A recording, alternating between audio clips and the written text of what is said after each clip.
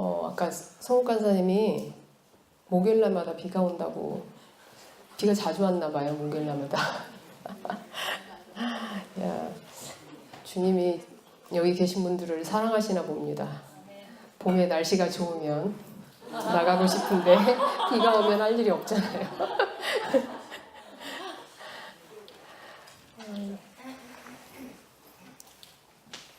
제가 요엘서를 공부할 때였어요. 요엘서 이제 강의 준비를 계속 하는데 요엘서가 3장밖에 안 되거든요. 근데 이게 요엘서 3장이면 한 달 정도면 충분하거든요. 근데 한 달이 가고 2달이 가고 그래도 요엘서가 제 머릿속에 들어오지가 않더라고요. 그거를 몇 번을 읽고 또 몇 번을 쳐다보고 그 다음에 공부를 해도 도무지 머릿속에 들어오지도 않고 마음속에도 안 들어오는 거예요. 근데 이제 시간은 점점 흘러가고 있고 나 이거 어떡하지? 3장짜리밖에 안 되는 책을 내가 이거 몇 달 동안을 붙들고 있으면서 내가 지금 뭐 하는 건가 이런 생각이 들었거든요. 근데 어느 날 아침에 이를 닦으면서 화장실에서 거울을 쳐다보고 나는 도대체 이 요엘서를 내가 어떻게 하면 좋을 것인가 계속 그랬는데 갑자기 무슨 생각이 딱 드냐면 제가 말씀 사역을 한 지가 좀 됐거든요. 제 마음에 어떤 마음이 드냐면 야, 너가 성경 안에서 네가 알고 있는 그 이상의 뭐 더 깊고 더 영적인 것을 찾으려고 하는 거 아니냐 그런 생각이 문득 드는 거예요. 그래서 내가 정말 그냥 하나님의 말씀 이거에서 뭔가 하나님 말씀하시는 이거보다도 더 깊은 어떤 영적인 심오한 것을 찾으려고 내가 굉장히 애쓰고 있구나 그런 생각이 딱 들었어요. 그러면서 하나님 말씀은 그냥 신명기에서도 그렇게 말씀하고 계시잖아요. 하나님 말씀 멀리 있는 것이 아니다.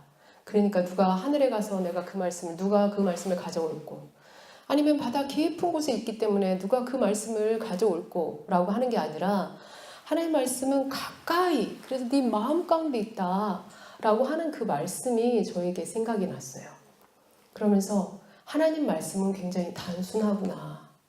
뭔가 그 안에 깊은 영적인 것을 찾으려고 드립다 파고 막 그래서 하나님이 말씀하시지도 않는 것을 막 캐내려고 하는 그게 아니라 하나님 말씀은 사람이 여기 아모스서에서도 계속 얘기하는데 못 알아듣잖아요.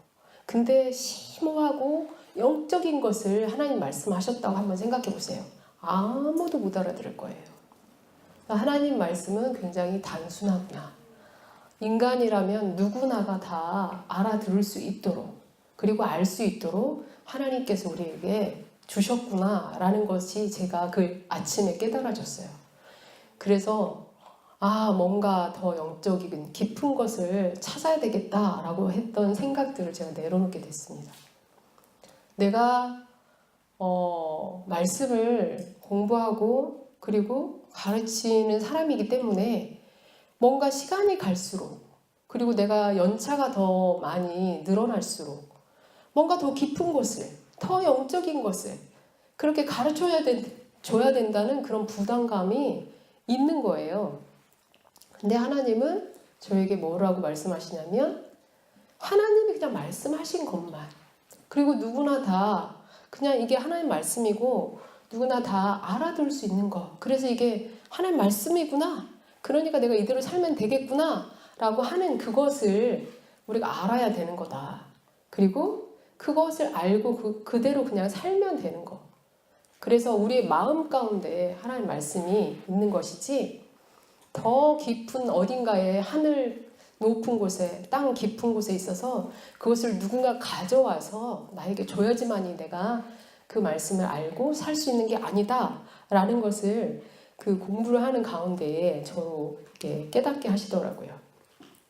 여러분께서 여기 앉아 계시는 것도 저로부터 뭔가 심오한 것을 듣고자 여기 계시는 것은 아니라고 생각을 합니다. 그냥 하나님 말씀이 그냥 읽어보면 우리가 다 알 수 있어요. 그런데 그냥 단지 제가 이 책에 대해서 공부를 좀 한 사람이기 때문에 그거에 대한 이해를 돕고자 제가 이 자리에 있습니다. 제가 강의를 잘하면 얼마나 잘하겠으며 그리고 말씀을 알면 주님보다 더 잘 알겠어요. 주님이 여러분에게 깨닫게 하시는 그 말씀을 그냥 오늘의 삶 가운데서 사시면 그게 정말 하나님께서 원하시는 삶이라고 생각을 해요. 그래서 오늘 저희가 이제 아모스 4장부터 9장까지 이제 보게 될 텐데 이 안에서 여러분들에게 하나님께서 말씀하시는 게 있을 거예요. 하나님이 우리 각자의 삶 안에서 무언가를 분명히 말씀을 하실 겁니다. 그것들을 그냥 단순하게 이게 하나님이 오늘 나에게 주시는 말씀이구나. 내가 삶을 살아가면서 이렇게 살라고 하시는 거구나. 하나님의 뜻이구나. 라는 것을 여러분이 보시면 그렇게 사시면은 아무리 앞에 서서 열심히 가르치고 하나도 안 사는 것보다 깨달은 한마디 말씀으로 여러분 우리의 삶 안에서 살아가는 게 그게 하나님께서 원하시는 것이다 라고 생각을 합니다. 자, 오늘 이제 4장부터 시작을 할게요. 이제 1, 2, 3장에서 쭉 이제 여러분이 이제 같이 지난주에 보셨어요. 이 사람들이 계속적으로 부자로 그리고 강한 자로 살고 있죠. 그리고 그러면서 그것이 하나님께서 주신 축복이라고 생각을 하고 하나님의 날을 사모하고 있어요. 하나님의 날은 우리에게는 축복이고 적들에게는 심판의 날이다. 그러면서 자만한 가운데 살고 있지요. 그들이 부유한 삶을 누리고 있는 것은 가난한 자를 착취한 것, 불의를 행해서 모은 것으로 살고 있다라는 것에 대해서 저희가 봤고 그러면서도 그들의 삶은 하나님의 말씀을 듣고자 하는 그런 마음이 전혀 없다라는 것을 저희가 봤습니다. 자, 이제 4장에서는 사마리아 산에 있는 바산의 암소들아 이 말을 들으라 라는 말로 시작을 하고 있어요.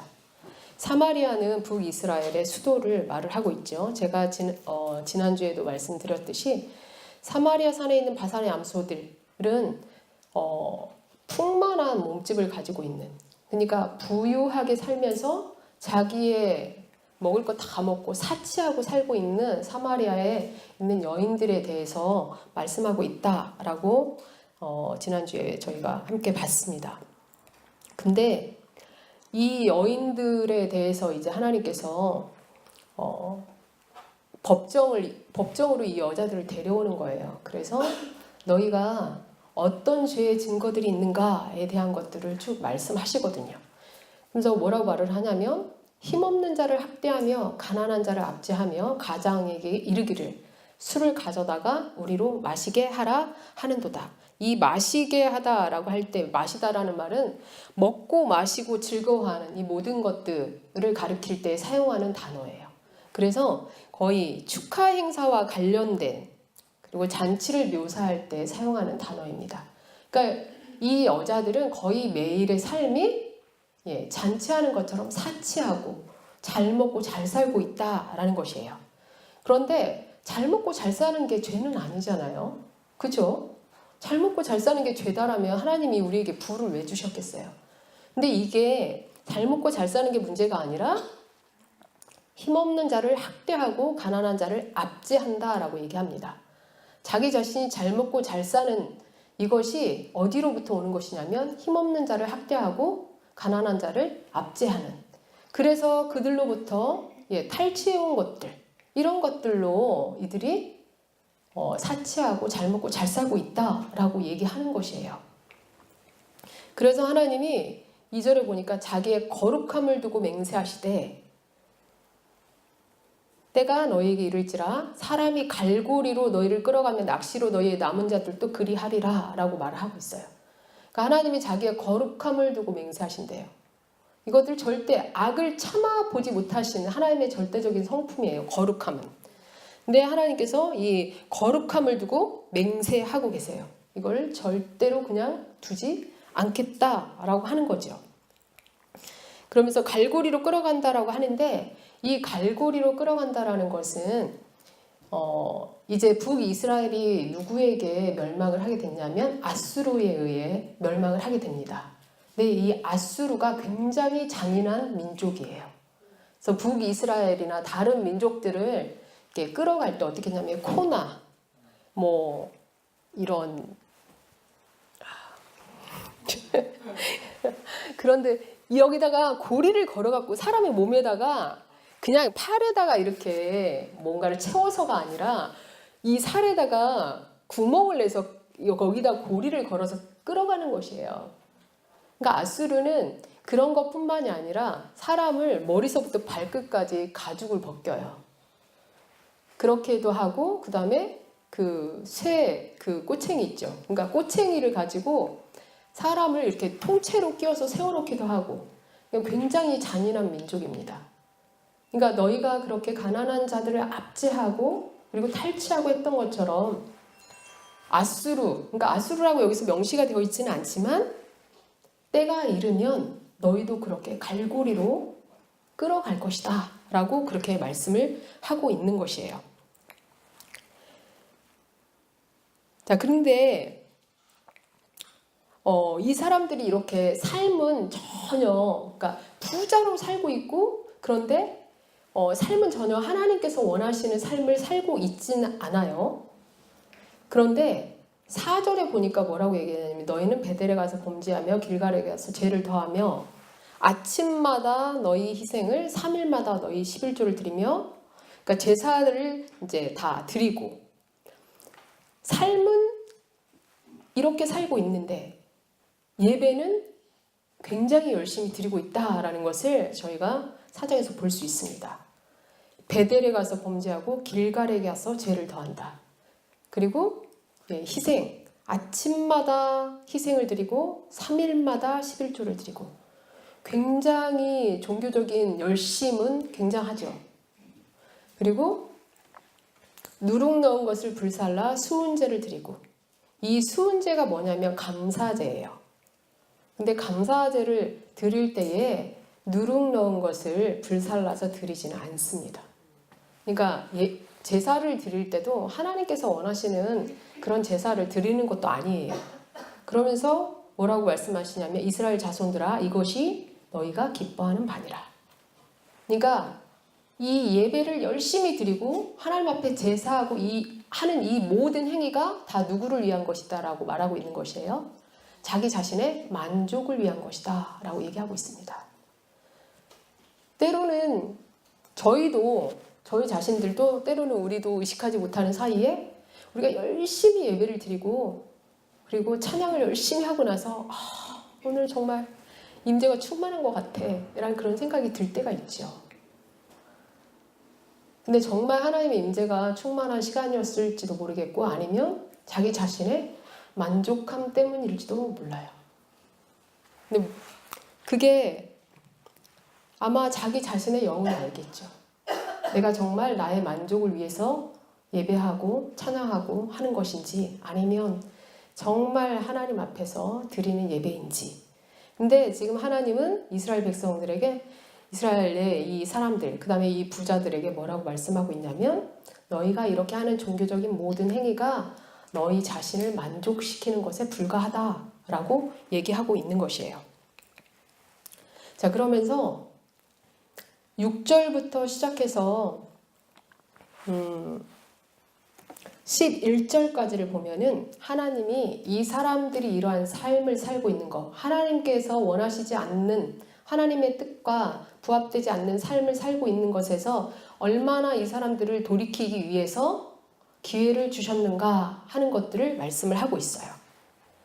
자, 6절에 보니까 너희 모든 성읍에서 너희 이를 깨끗하게 하며 하나님이 이빨도 닦아주시나 봐요. 이를 깨끗하게 하신대요. 이거는 무슨 말이에요? 먹을 것이 없게 했다라는 것이에요. 옛날에 그 개역 한글판에는 뭐라고 나왔냐면 너희 이를 한가하게 했다라고 말씀하세요. 하나님이 되게 지금 이것을 듣는 이것이 무슨 말인가를 듣는 사람에게는 간담이 서늘해지는 말씀이거든요. 근데 하나님이 참 재미있는 표현을 하시는 것을 볼 수가 있어요. 너희 일을 한가하게 했다. 씹을 게 없으니까 이빨이 얼마나 한가하겠어요. 그러니까 먹을 것이 떨어지게 했다라고 하는 거거든요. 근데 뭐라고 말씀하고 있냐면 너희가 내게로 돌아오지 아니하였느니라. 그다음에 두 번째, 추수하기 석 달 전에 내가 너희에게 비를 멈추겠다. 가뭄이 들게 했어요. 추수하면 이 비가 내려야지 돼요.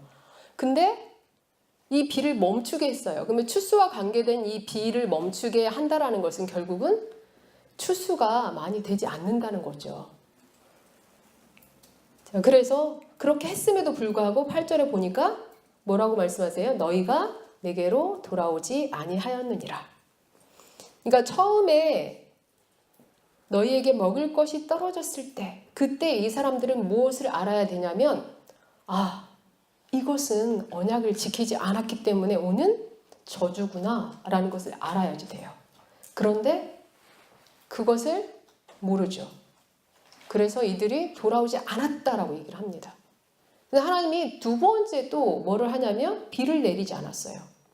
그럼에도 불구하고 너희가 내게로 돌아오지 아니하였느니라. 세 번째 뭐를 해요? 곡식을 마르게 하는 재앙과 깐부기 재앙으로 너희를 쳤고 팥중이로 너희의 많은 동산과 포도원과 무화과나무와 감람나무를 다 먹게 하였으나 이 팥중이 메뚜기들은 나무나 풀 이런 것들을 곡식들 이런 걸 다 먹잖아요. 근데 그 마지막까지 그 먹을 게 많이 있을 때는 절대로 감람나무 이파리는 먹지 않는다고 그래요. 그러니까 먹을 게 다 없어졌다. 그러면 이제 마지막으로 감람나무 잎사귀를 먹는 거예요. 그런데 여기 보니까 감람나무도 다 먹게 했다. 그러면 극심하게 이 메뚜기 떼가 얼마나 극성을 부렸는가에 대한 것을 알 수 있죠. 그럼에도 불구하고 너희가 내게로 돌아오지 아니하였느니라. 이게 점차 지금 강도가 더 세지고 있는 걸 여러분이 아시겠죠.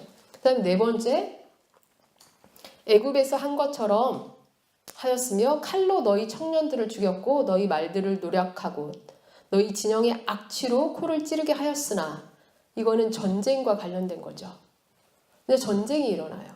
그리고 패전을 하게 되는 거죠.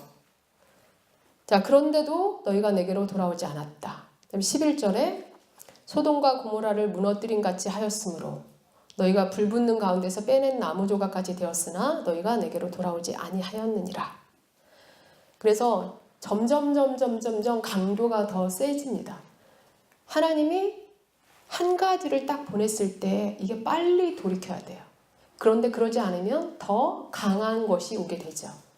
그래서 결국에는 전쟁까지도 가게 되는데 그럼에도 불구하고 너희가 내게로 돌아오지 않았다라는 말씀을 지금 한 5번 정도를 반복을 하고 있어요. 그렇다면 하나님이 5번의 기회, 적어도 여기 기록되어 있는 말씀만 가지고는 5번의 기회는 주셨다라는 것을 알 수 있죠. 근데 설마 5번만 기회를 주셨겠어요? 수많은 기회를 주셨는데 여기에 그냥 선별해서 기록을 해놨겠죠. 근데 이렇게 하나님께서 기회를 주셨음에도 불구하고 돌아오지 않았다라고 얘기를 하고 있습니다. 그러니까 하나님이 주신 기회들을 이들은 사지 못했어요. 에베소서에 보면 너희가 술 취하지 말라 하고 쭉 얘기하면서 세월을 아끼라 라고 얘기하고 있죠. 세월을 아끼다라는 말이 뭐냐면 이렇게 낚시질 하다라는 거예요. 그러니까 우리 모두에게 시간은 24시간이라는, 하루는 24시간이라는 똑같은 시간이 주어져 있습니다. 근데 그 가운데서 내가 그 시간을 낚시질해서, 그러니까 그 시간을 내 거로 삼는 것만 그 시간이 내 거가 되는 것이에요. 모든 24시간의 시간이 다 내 것이 될 수는 없어요. 그 시간 안에서 내가 이 시간을 내 것으로 삼는 것만 그 시간이 내 것이 되는 겁니다. 그러니까 그 시간이 하나님께서 이 시간들을 내게 주셨구나. 그렇다면 내가 이 시간들을 어떻게 살 것인가? 그래서 내가 그 시간, 하나님이 주신 그 시간들을 하나님의 뜻 가운데서 사는 것, 그만큼만이 자기의 시간이 되는 것이에요. 제가 우리 이제 주일학교 그 중고등부, 이름이 바뀌었고 중고등부라고 했는데 청소년부로 이름이 바뀌었더라고요. 저희 아이들한테 그렇게 얘기를 해요. 너희가 바다에 가서 낚시질을 한다. 근데 바다에 고기가 엄청 많지. 근데 바다의 고기가 아무리 많다고 해서 그 고기가 다 네 고기가 될 수는 없다. 네가 낚시질을 해서 건져내는 고기만 네 고기가 될 수 있는 거야. 시간은 똑같아. 모든 사람에게 주어진 시간은 다 똑같지만 그것을 내가 어떻게 사용하는가에 따라서 그 시간만 내 것이 되는 것이야.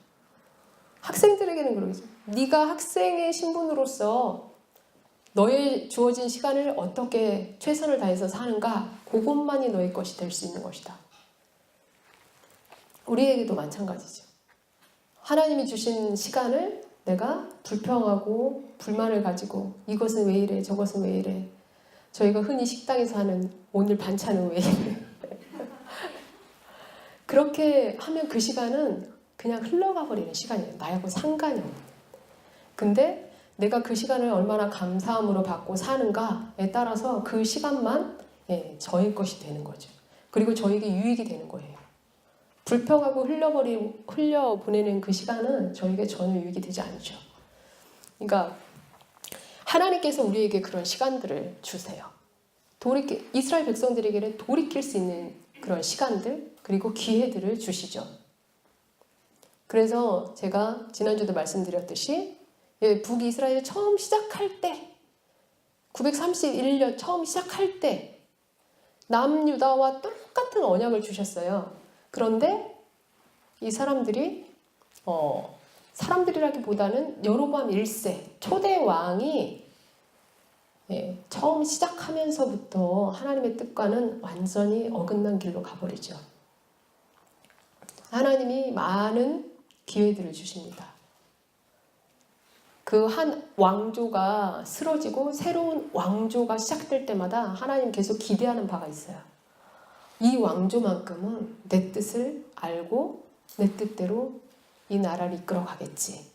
그런데 계속적으로 그 기대가 무너지고 있어요. 그래서 지금 이 예후 왕조까지 지금 오는 겁니다. 그러니까 수많은 왕조들이, 그러니까 북이스라엘은 9개 왕조가 있었어요. 그러니까 그 왕조가 다 지나갈 때마다 한 사람도, 한 왕조도 선한 왕이 없었다라는 사실은 정말 하나님이 많은 기회들을 19명의 왕들이 지나갈 때까지 수없이 많은 기회들을 주셨음에도 불구하고 그 기회를 잡지를 못하죠. 우리에게 주신 수없이 많은 기회들, 그 기회를 잡는 것, 그것이 바로 세월을 아끼는 것이에요. 근데 이스라엘은 지금 그 기회들을 잡지를 못합니다. 그래서 12절, 13절에 보니까 그러므로 이스라엘아 내가 이와 같이 내게 행하리라. 내가 이것을 내게 행하리니 이스라엘아 내 하나님 만나기를 준비하라. 이스라엘 사람들은 하나님 만나기를 준비하라. 옳거니 하나님이 드디어 우리에게 축복을 주시려고 만나시려고 하는구나 라고 생각하고 있을 거예요. 그런데 그 날은 절대로 축복의 날이 아니다 라는 겁니다. 하나님이 기회를 주셨어요. 언약이라는 것을 통해서. 그래서 때로는 먹을 것이 없기도 하고, 때로는 비가 안 오기도 하고, 그다음 메뚜기 이런 것들을 보내서 다 먹기도 하고, 전쟁을 일으키기도 하고, 수많은 기회를 주셨는데 그거를 잡지를 못하죠.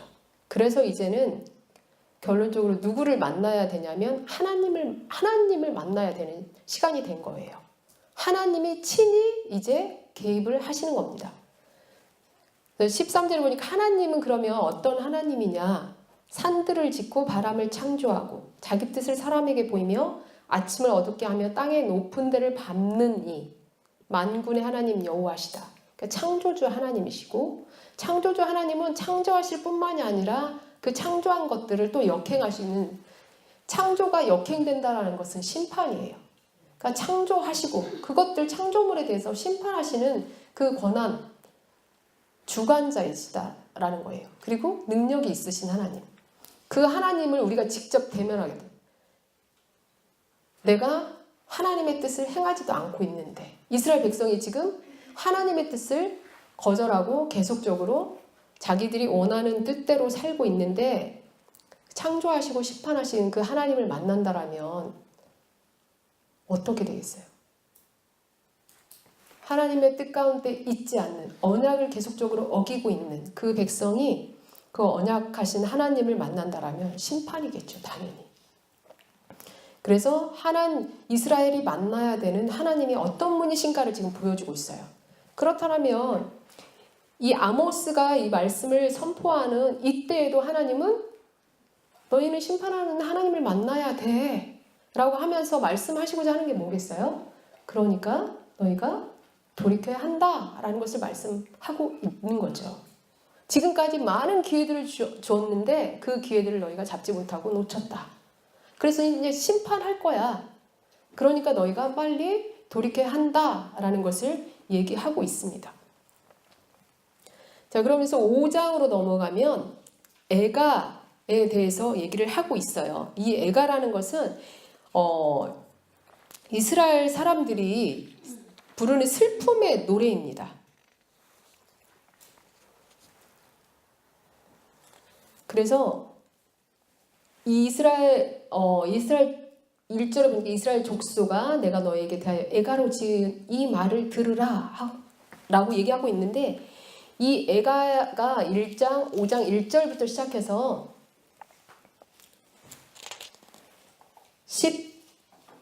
17절까지 나오고 있어요. 애가에 대한 부분이. 근데 이제 이 애가를 저희가 이제 그리고 그 SBS 학생이어서 뭐 숙제를 하거나 막 그러면은 구조에 대한 것들을 볼 필요가 있는데, 여러분이 구조를 보여줄까? 구조를 굳이 보여줄 필요가 있는가 했는데, 이 그냥 애가의 전체적인 구조가 있기 때문에 그것만 보여드리도록 할게요. 보세요. 네. 자, 이런 구조를 가지고 있어요. 그러니까 앞에 애가로 지은 이 말을 들으라 라고 얘기를 하는데, 뒤에 16절과 17절, 그러니까 1절부터 3절까지가 애가에 대한 부분이 나오고 있죠. 자, 처녀 이스라엘이 엎드려졌다. 그리고 다시 일어나지 못한다. 자기 땅에 던지우며 일으킬 자 없으리로다. 아직 이스라엘은 멸망하지 않았습니다. 그런데 멸망한 것처럼 얘기를 해요. 처녀 이스라엘이 엎드려졌음이요 해서 과거를 사용하고 있거든요. 자, 여러분, 아직 일어나지 않는 일을 마치 이미 일어난 것처럼 과거 시제를 사용하고 있다는 것은 뭘 말하는 걸까요? 반드시 일어날 거다라는 것을 얘기해 주는 것이에요. 그러니까 너희가 이렇게 슬퍼할 날이 반드시 오게 될 거야 라는 것을 말해주는 겁니다. 근데 어떻게 슬퍼하느냐? 자, 3절에 보니까 이스라엘 중에서 1000명이 행군에 나가던 성읍에 100명만 남고 100명이 행군에 나가던 성읍에 10명만 남겠다. 그러니까 1000명이면 100명, 100명이면 10명. 그러니까 90%의 사상자가 난다라는 말이에요. 전쟁이 일어나게 되면 10%밖에 남지 않을 거야. 거의 다 죽을 거야 라는 것을 얘기합니다. 그럼 얼마나 애통하고 슬프겠어요? 그래서 16절 17절에 보세요. 하나님께서 여호와께서 이와 같이 말씀하시기를 사람이 모든 광장에서 울겠고 모든 거리에서 슬프도다 슬프도다 하겠으며 농부를 불러다가 애곡하게 하며 울음꾼을 불러다가 울게 할 것이고, 이렇게 90%의 사상자가 나게 될 것이기 때문에 우는데, 여기에서 모든이라는 말이 계속 반복이 되죠. 모든 광장, 모든 거리, 모든 포도원. 그러니까 어느 곳 빠짐없이 다 사람들이 그곳에서 다 울게 될 것이다 라고 얘기를 하고 있는 것이에요. 심지어는 농사 지어야 될 농부까지도 불러다가 애곡하게 하고 울음꾼을 불러다가 울게 할 것이다 라고 얘기를 합니다. 그러면서 17절에 뭐라고 말씀하시냐면 이는 내가 너희 가운데로 지나갈 것이니라. 여러분, 이게 지나간다라는 말이 그냥 옆으로 쓱 지나가는 그렇게라고 생각할지 모르지만, 이 지나간다라는 말은 굉장히 무서운 말이에요. 여러분, 출애굽기에서 이스라엘 백성들이 출애굽하기 전에 애굽의 사람들에게 내렸던 마지막 재앙이 뭔지 아시죠? 장자의 죽음이잖아요. 근데 이스라엘 백성들에게 뭐라고 그 마지막 재앙을 내릴 지나가기 전에 뭐라고 말씀하셨냐면 너희가 양을 한 마리 잡아서 그 피를 가지고 문설주, 문지방 이거에 다 발라라. 그러면 내가 애굽 가운데로 지나갈 때 그들이 죽게 되는데 너희는 어떻게 하겠다? 넘어가겠다라고 말씀하시는 거예요. 자, 출애굽기 12장 23절 한번 보실까요? 출애굽기 12장 23절을 누가 한번 큰 소리로 읽어주세요. 여호와께서 애굽 사람들에게 재앙을 내리려고 지나가실 때에 문 인방과 좌우 문설주의 피를 보시면 여호와께서 그 문을 넘으시고 멸하는 자에게 너희 집에 들어가서 너희를 치지 못하게 하실 것입니다. 예, 애굽 백성들 사이에는 하나님이 어떻게 하시겠다? 지나가시겠다라고 얘기하는 거예요. 그 다음에 이스라엘 사람들은 넘어가겠다라고 하시는 거죠. 자, 지나가겠다라는 것은 하나님이 지나가시면 어떻게 돼요? 죽는다는 거예요. 그러니까 지금 내가 너희 가운데로 지나갈 것이야 라고 한다라는 것은 심판하시겠다라는 겁니다. 절대로 출애굽 때에는 이스라엘 백성을 넘어갔지만 이제는 넘어가는 게 아니고 너희를 지나갈 거야. 그러니까 너희가 죽을 거야 라고 말하는 거예요.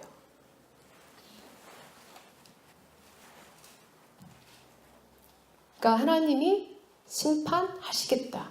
그러니까 이들에게 일어나는 일, 이들이 애곡하면서 어쩔고 하면서 우는 이 애곡, 이 전쟁을 통해서 오는 이 애곡, 이것은 누구로부터 오는 것이다 라는 것이에요. 하나님께로부터 오는 심판이다 라는 것을 지금 얘기를 하고 있는 것이에요. 그렇기 때문에 어떻게 해야 되냐면 회개를 촉구하고 있죠. 자, 4절부터 6절을 한번 보시면, 자, 여호와께서 이스라엘 족속에게 이와 같이 말씀하시기를 너희는 나를 찾으라. 자, 하나님이 이렇게 지나가면서 심판을 하시기 때문에 살려면 어떻게 해야 돼요? 하나님을 찾는 길밖에 없다라고 얘기합니다. 너희는 나를 찾으라. 그리하면 살리라. 그러니까 베델, 길갈, 부엘세바 이런 곳에서 열심히 이스라엘 백성들이 하나님을 예배한다고 했습니다. 그런데 그런 것들은 장소에 불과한 것이에요. 마음이 빠져버린 예배는 하나님께서 절대로 받지 않으신다라는 것을 알 수 있습니다. 그러니까 너희는 나를 찾으라. 그러면 살겠다. 그러면서 그렇게 너희가 열심히 길갈이나 베델이나 뭐 부엘사바에서 했던 것들, 이런 것들은 장소에 불과하고 소용이 없다라는 거예요. 길갈은 반드시 사로잡히겠고 베델은 비참하게 될 거다. 그래서 또 6절에 너희는 여호와를 찾으라. 그리하면 살리라. 이 사람들이 살 수 있는 방법은 하나님을 찾는 것밖에 없어요. 자, 찾지 않으면 어떻게 된다고? 6절에 그가 불같이 요셉의 집에 임하여 멸하시리니 베델에서 그 불들을 끌 자가 없으리라. 하나님께서 내리신 불은 어느 누구도 끌 수가 없습니다. 하나님께서 내리는 심판에 대해서 그것을 돌이킬 수 있는 어떤 사람도 없어요. 자, 그러면서 또 14절, 15절에서도 또 얘기하고 있죠. 자, 14절, 15절에 보니까 너희는 살려면 선을 구하고 악을 구하지 말지어다. 자, 하나님을 찾아야 돼요. 그리고 그들의 삶 안에서 어떻게 해야 되냐면 선을 구하고 악을 구하지 말지어다. 만군의 하나님 여호와께서 너희의 말과 같이 너희와 함께 하시리라. 이들은 항상 하는 말이 뭐냐면 하나님이 우리와 함께 하셔. 하나님은 우리를 축복하셨어. 하나님은 우리와 함께 하시기 때문에 우리가 이렇게 부강하고 잘 살고 있어 라는 말을 했어요. 그런데 하나님은 그 가운데 함께 하지 않아요. 그리고 너희가 악을 미워하고 선을 사랑하고 정의를 세울 때, 그때 너희가 늘 하나님이 우리와 함께 계셔 라고 했던 말처럼 너희가 그렇게 살 때에 하나님께서 너희와 함께 하시겠다라고 얘기하고 있는 거죠. 너희는 악을 미워하고 선을 사랑하며 성문에서 정의를 세울지어다. 삶에 대한 부분을 다루고 있어요. 너희가 예배, 형식적인 예배 그거 필요 없고 하나님을 정말 찾아라. 그리고 너희의 삶 안에서 선을 구하고 그리고 악을 미워하고 선을 사랑하고 성문에서 정의를 세워야 된다. 그러니까 예배는 예배만으로 존재하지 않는다는 거예요. 예배는 삶과 함께 가야 된다라는 것을 지금 얘기하고 있죠. 그러면 하나님 여호와께서 혹시 요셉의 남은 자를 불쌍히 여기시리라. 자, 그러면 이들이 어떠한 죄를 지었는가에 대한 부분, 죄의 증거들이 나오고 있어요. 7절에 보니까 정의를 순쑥으로 바꾸며 공의를 땅에 던지는 자들아. 정의를 순쑥으로 바꾼대요. 이 쑥이라는 것이 뭐냐면 비뚤어졌다, 왜곡됐다라는 그런 뜻을 가지고 있어요. 원어에서는. 그러니까 정의를 비뚤어지고 왜곡되게 만들어버렸다라고 얘기를 하고 있습니다. 그러니까 왜곡되고 비뚤어지게 뒤엎어버렸어요. 정의를. 공의를 땅에 던졌다. 이 던지다라는 말은 원어로는 휴식하다, 쉬다라는 뜻이에요. 그러니까 공의가 어떻게 됐다고요? 쉬고 있는 것이에요. 그래서 뒤에 보면은 공의를 물같이 정의를 하수같이 흘릴저다, 강같이 흘릴저다 이런 말을 하고 있잖아요. 그러니까 이 공의가 지금 땅에서 그냥 쉬고 있는 거예요. 계속적으로 흘러가야 하는데. 근데 이 사람들은 그렇게 정의를 비뚤어지고 왜곡되게 뒤집어 엎어버렸고, 그리고 공의가 흘러가지 못하도록 쉬게 만들어버렸다라고 얘기를 하고 있습니다. 그러면 정의를 순쑥으로 바꾸고 공의를 땅에 던진 것이 어떤 행위들인가에 대한 부분이 10절에서 13절까지 나오고 있어요. 자, 무리가 성문에서 책망하는 자를 미워하며 정직히 말하는 자를 싫어하는도다. 정의가 행해지지 못하도록 하고 있다라고 얘기합니다. 그 다음에 11절에 보니까 힘없는 자를 밟고 그에게서 미래 부당한 세를 거두었다라고 얘기를 하고 있어요. 그 다음에 의인을 12절부터 보면은 허물이 많고 죄악이 무거움을 내가 아노라. 너희는 의인을 학대하며 뇌물을 받고 성문에서 가난한 자를 억울하게 하는 자로다.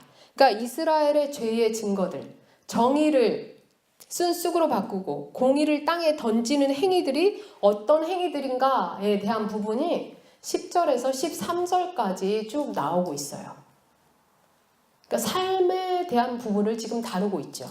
너희가 정의와 공의가 하나님의 뜻대로 시행되지 못하도록 한 행위들이 어떤 것인가? 그것들이 지금 쭉 열거가 되고 있죠. 그러면서 가장 가운데 부분에 뭐가 나와 있냐면 8절에서 9절까지 보니까 여호와가 어떤 분이신가에 대한 부분이 나와 있어요. 그러니까 너희가 이렇게 슬퍼하게 될 거야. 너희가 이렇게 하나님의 심판 임해서 슬퍼하게 될 거야. 너희가 이런 상황 가운데서 살 수 있는 길은 하나님을 찾는 것이다. 선을 행하고 선을 사랑하고 정의를 세우는 것이다. 너희의 죄가 어떤 것이냐는 것을 쭉 보여주죠. 그리고 나서 하나님이 어떤 분이신가를 보여주고 있어요. 8절을 보니까 묘성과 삼성을 만드시고, 그러니까 하나님은 여기에서 계속 아모스 안에서 하나님은 어떤 하나님으로 말씀하고 있냐면 창조주 하나님이에요.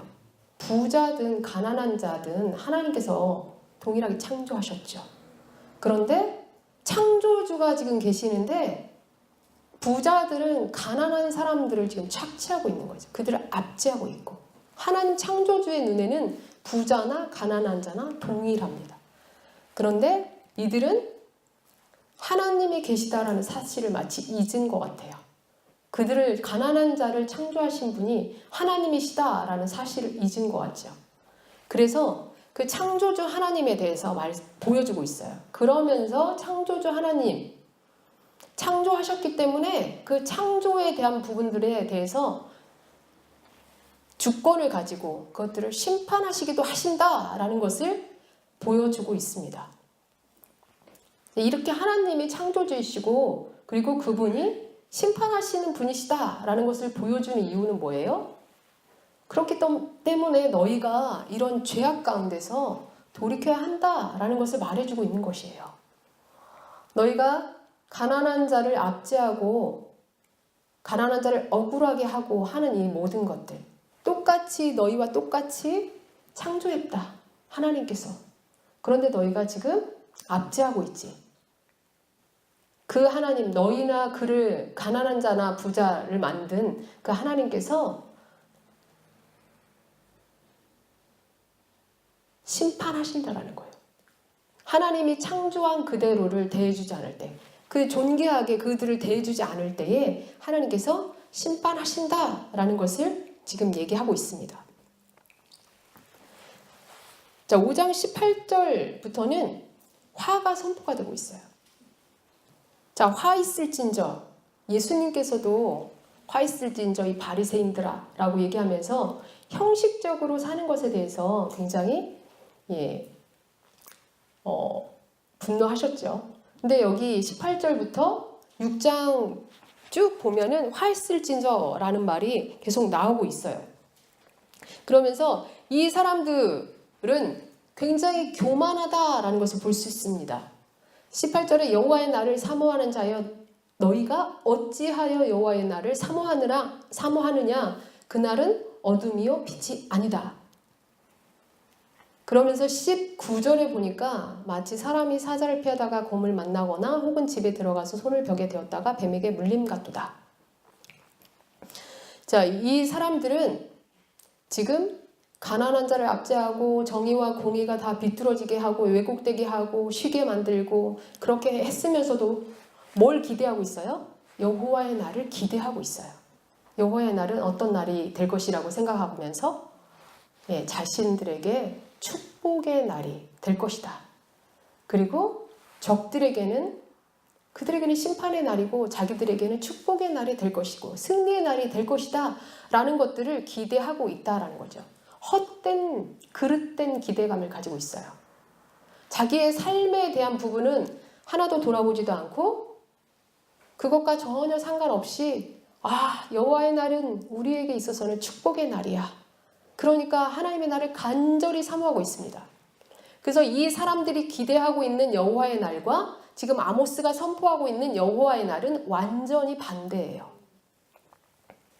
자, 아모스는 뭐라고 얘기하고 있냐면 너희가 여호와의 날을 그렇게 사모해?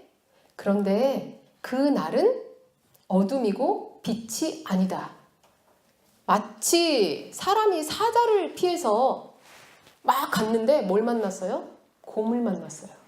그리고 집에 들어가서 또 피했구나 라고 안심을 하고 있었는데 벽에 뭐가 나와요? 뱀이 나와서 무는 것과 같다. 그러니까 너희가 기대하고 있는 기대가 완전히 빗나가게 될 거다라고 얘기하고 있는 것이에요. 그다음에 20절에 여호와의 날은 빛 없는 어둠이 아니며 빛남 없는 캄캄함이 아니냐? 너희들은 그것이 굉장히 밝고 우리에게 정말 밝은 미래를 가져다 주는 그런 날이다라고 생각하고 있을지 모르지만 하나님의 날은 너희의 기대와는 다른 심판의 날, 너희가 기대했던 축복의 날이 아니라 심판의 날이 될 것이다 라는 것을 얘기하고 있는 것이에요. 근데 이 여호와의 날은 이중성을 가지고 있습니다. 하나님의 날, 그러면 우리도 다 생각하기를 하나님의 날은 우리에게 있어서 굉장히 좋은 날, 하나님이 우리를 만나주는 날이라고 생각을 하기가 쉽죠. 근데 이제 구약 안에서의 여호와의 날은 두 가지의 의미를 가지고 있어요. 우리가 내이기를 안 배우신 분도 계시지만 내이기 안에서 뭐가 나오냐면 제사가 나옵니다. 하나님 앞에 나갈 때에 제사를 드려요. 근데 이 제사가 거룩해지기 위한 게 아니에요. 이스라엘 백성들은 하나님 앞에 나갈 때에 정결해야 됩니다. 그래서 이 제사들이 보통 사람들의 정결을 위해서 드려지는 제사예요. 정결한 상태로 하나님을 만나면 그게 축복이 됩니다. 왜냐하면 하나님이 내 안에서 더러운 것, 죄를 발견하시지 못하니까. 근데 하나님은 죄를 싫어하시는 분이시죠. 그래서 하나님과 죄가 만나면 어떻게 돼요?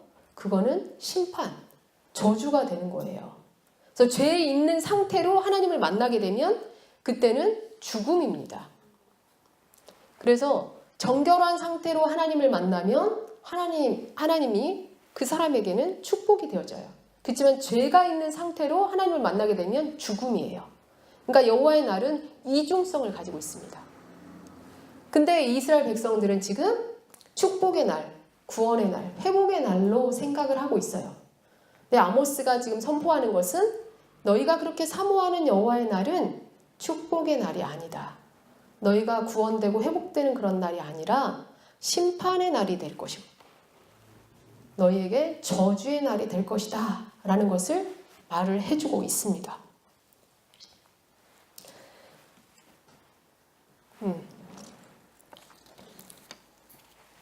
자, 그러면서 이제 제가 자세하게 이 지금 5장 안에서 말하고 있는 것들은 이런 것들이에요.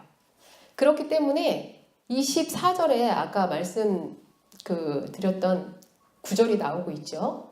24절에 보니까 오직 정의를 물같이 공의를 마르지 않는 강같이 흐르게 할지어다.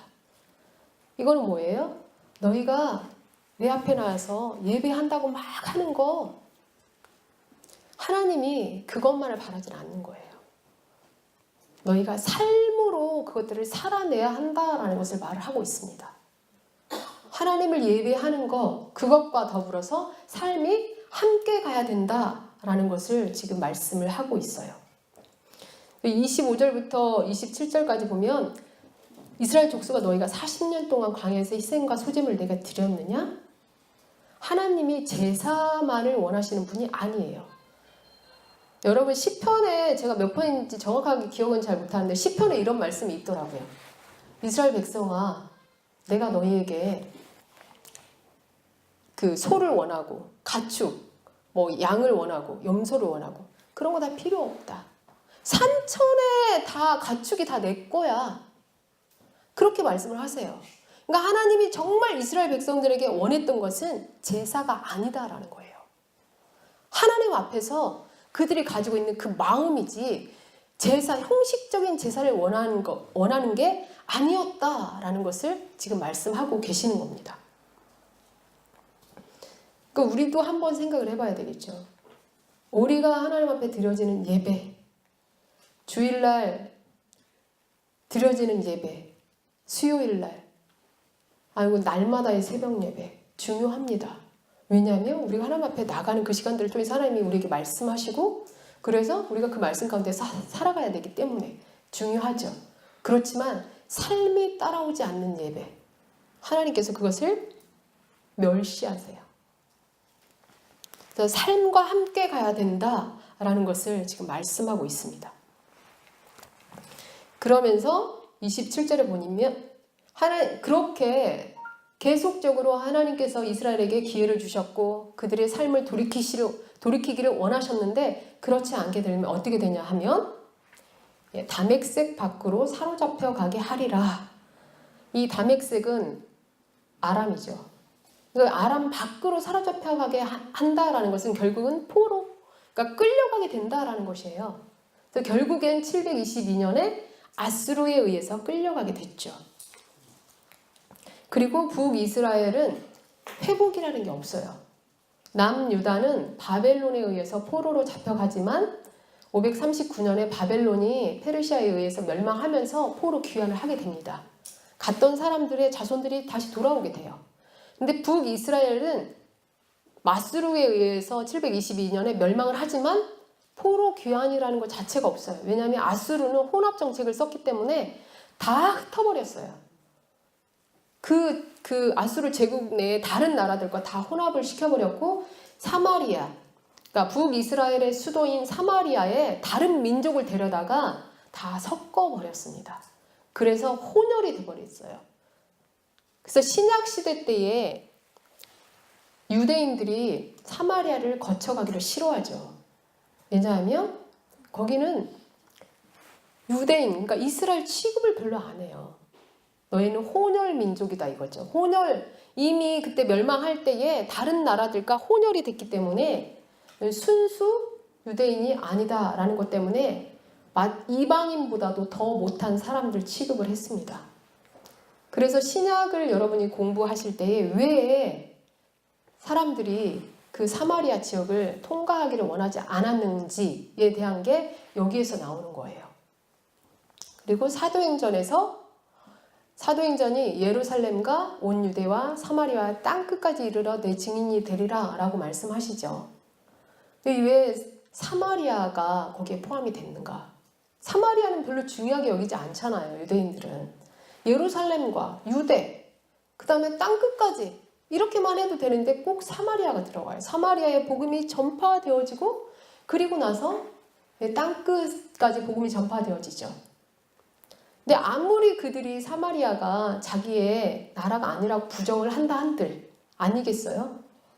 근데 자기의 동족, 비록 혼혈이 돼서 마치 정말 이방인보다도 더 못한 그런 취급을 받는 사람이라 할지라도 자기 나라인 그 사마리아가 복음이 전파되지 않고 이방인에게 복음이 전파된다라는 것은 이거는 어불성설이죠. 그러니까 말이 안 되는 거예요.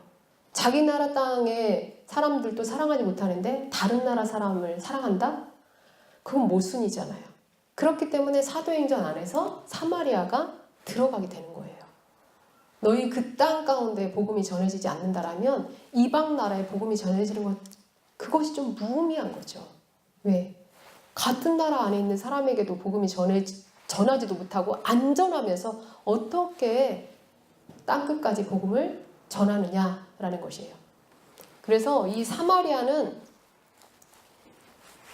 이 구약 때부터 시작해가지고 신약까지도 이스라엘에게 있어서 정말 왜 그렇게 사마리아를 터부시하는지, 그리고 사도행전에서 굳이 그렇게 사마리아를 다루고 가는가에 대한 부분이 여기에서 시작이 되는 겁니다.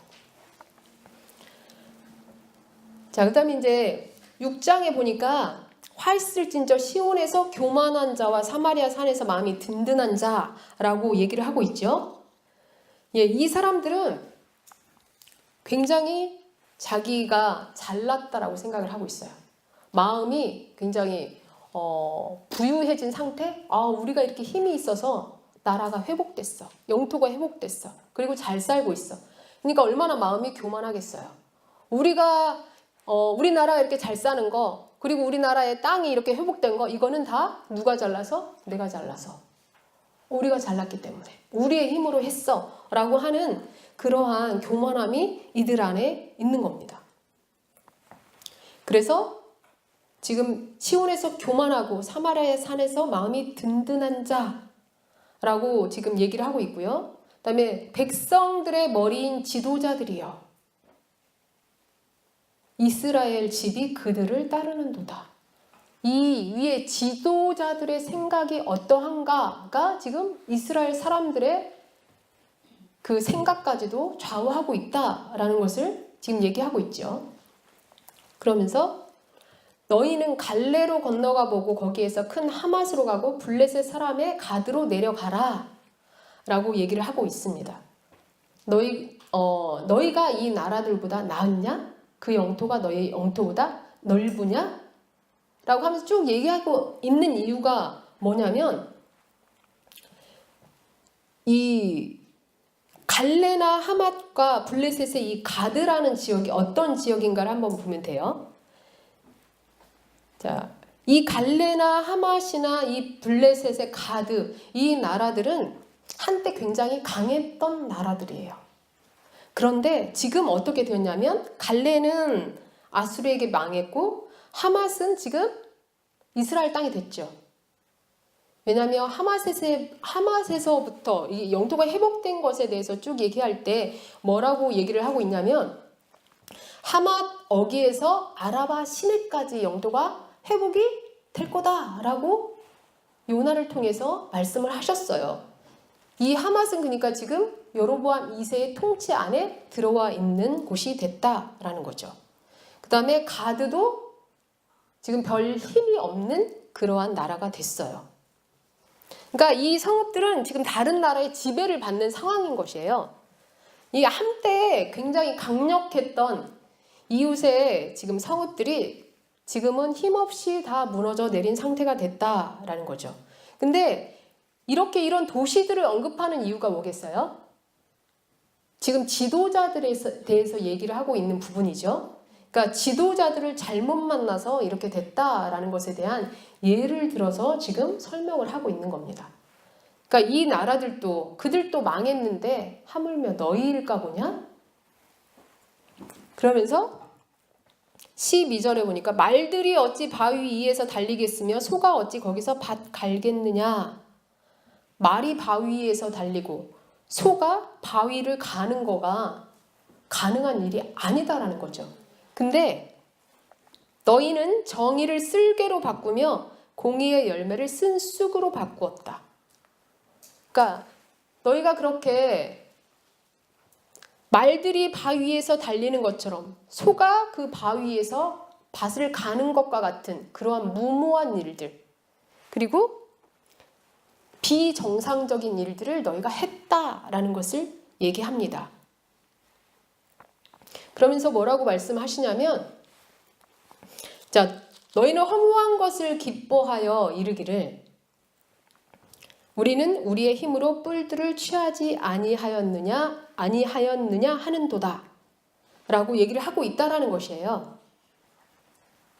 자, 13절에 허무한 것, 이게 무슨 단어냐면 로드발이라는 단어입니다. 그러니까 로드발은 지명이에요. 그리고 뿔들은 가르나임이라는 것을, 가르나임이라는 지명을 얘기하고 있는 것이에요. 우리나라 말은 그냥 허무한 것, 뿔들 이렇게 얘기하고 있는데, 제가 베트남에 가보니까 그냥 거기 베트남 성경은 로드발, 카르나임 이렇게 나와 있더라고요. 그냥 원어 그대로. 그러니까 그게 지명이라는 겁니다. 로드발, 그다음에 카르나임. 그것을 우리의 힘만으로 정복하지 않았느냐라고 지금 얘기한다라는 겁니다. 그러니까 이 로드발이나 카르나임은 요단 동쪽에 있는 곳이에요. 지명. 근데 여로보암 2세가 이곳을 점령했어요. 그리고 굉장히 기뻐했던 것 같아요. 우리의 힘으로 우리가 이 로드발을, 카르나임을 정복했어 라고 한다라는 겁니다. 그리고는 그게 자기들의 힘으로 점령을 했다라고 생각하고 있다라는 거예요. 굉장히 교만한 말이죠. 교만의 극치예요. 왜냐하면 열왕기하 14장 25절에서 27절 한번 보실까요? 열왕기하 14장 25절에서 27절 누가 한번 읽어주세요.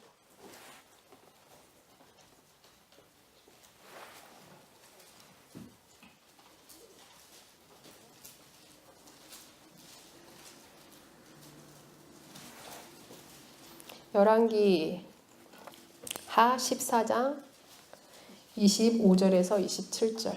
이스라엘 하나님 여호와께서 그의 종 가드의 될 아미떼 아들 선지자 요나를 통하여 하신 말씀과 같이 여로보암이 이스라엘 영토를 회복하되 하맛 어귀에서부터 아라바 바다까지 하였으니 이는 여호와께서 이스라엘의 고난을 심하여 매인자도 없고 노인자도 없고 이스라엘을 도울 자도 없음을 붙였고 여호와께서 또 이스라엘의 이름을 천하에서 없이 하겠다고도 아니하셨으므로 요아스의 아들 여로보암의 손으로 구원하십니다. 네, 하나님께서 선지자 요나를 통해서 영토 회복에 대해서 말씀하셨을 때 하맛 어귀에서부터 아라바 바다까지라고 말씀하시죠. 근데 26절에 보니까 이는 여호와께서 이스라엘의 고난이 심하여 매인자도 없고 노인자도 없고 이스라엘을 도울 자도 없음을 보셨고 여호와께서 또 이스라엘의 이름을 천하에서 없이 하겠다고도 아니하셨으므로 요아스의 아들 여로보암의 손으로 구원하심이었더라. 그러니까 결국 영토 회복은 누가 하셨다라는 것이에요? 예, 하나님께서 하셨다라는 겁니다. 근데 지금 북이스라엘은 뭐라고 얘기하고 있는 것이에요? 우리가 우리의 힘으로 이것들을 취했다라고 얘기를 하고 있다라는 겁니다. 자, 그래서 너희가 그러면 너희의 힘으로 그것을 취했다라고 말하고 있어?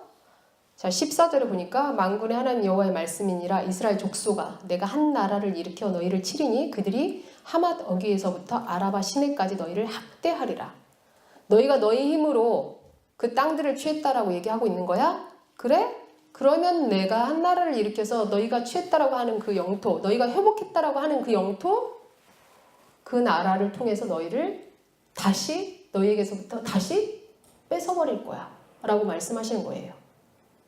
그러니까 그들이 생각하고 있는 그대로 하나님께서 하시겠다라고 얘기하고 있는 겁니다. 1장에서 저희가 2장에서 저희가 그랬죠. 다른 나라는 다 불이 임하겠다라고 했는데 이스라엘에게는 힘으로 누르신다라고 했잖아요. 너희가 가난한 자를 힘으로 눌렀기 때문에. 근데 이제 하나님이 너희가 그 땅 너희 힘으로 취했다고 해? 그러면 내가 그 땅 다시 뺏을 거야 라고 얘기하는 겁니다. 하나님이 지금 힘 대 힘으로 반응하고 계시는 것을 볼 수가 있어요. 그러니까 교만에 대해서 그들이 우리가 했어 라고 하는 그 교만에 대해서 하나님이 그 교만 자체를 무너뜨려 버리겠다라고 지금 말씀하고 계시는 것이에요. 저희가 10분 동안 쉬도록 하겠습니다.